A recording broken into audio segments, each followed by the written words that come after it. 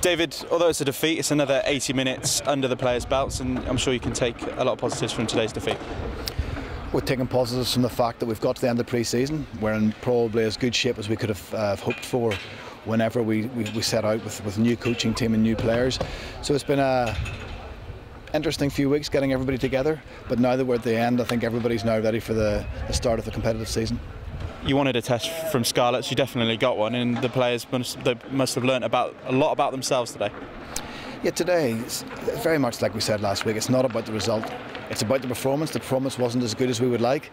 It's about getting another 80 minutes under the belt. It's about getting players experience against at a higher standard than maybe the last couple of weeks. But we all know that next week's going to be at a higher standard again, and it's going to be a big test for us.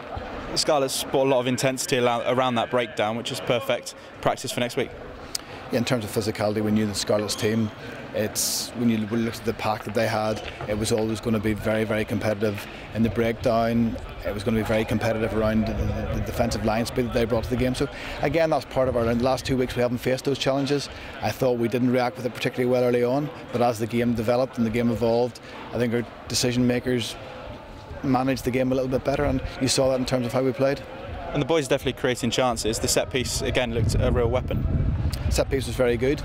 We didn't create enough pressure in terms of keeping the ball, in terms of getting the field position early on that we would have liked.